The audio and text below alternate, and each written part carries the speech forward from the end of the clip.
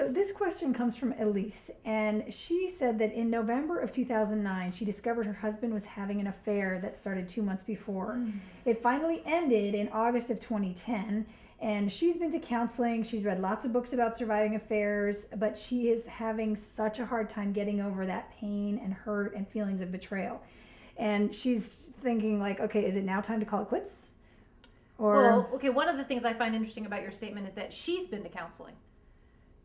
Not they. She's been to counseling, so she's been dealing with her whole side of this, but he hasn't been a part of that process. And unfortunately, to survive an affair, both parties have to be involved in the reconstruction of the marriage and involved in the rebuilding of the trust. And she will be unable to get over a lot of that stuff until she feels like he's involved, that he understands, that he gets. You know, we talk about in our listening section about how it's that somebody doesn't get over something until they feel like that the person they're talking to has had that aha moment. You know, until that when she explains to him, this is what this felt like, until he can go, oh, wow, okay. She's going to hold on to it. She's going to hold on to it until, so that, you know, she can talk about it all day long. She understands what it feels like. Her therapist understands what it feels like, but where's he? You know, so no, I don't think it's time to call it quits. I do think it's time to demand that he become part of this process.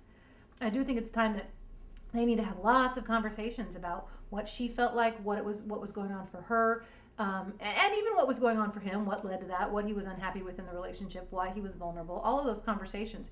But surviving an affair is not a one-person process. It's got to be done with the couple together. That trust needs to be rebuilt. That connection needs to be reestablished. And that takes two people. Right. So I would get him involved in that. What do you do when one person doesn't want to get involved? I know we talk a lot about checked out partner and we have a solution for that, but in this you're saying like he has to get involved. So is there no hope if he refuses to even talk about it, or what's?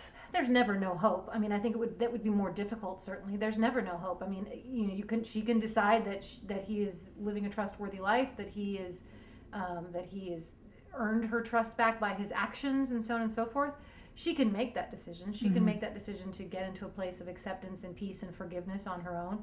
It's very, very difficult to do without the help of the other. Right. Is it possible? I don't like to say that anything's impossible. I don't like to say there's a done deal for why any marriage can end.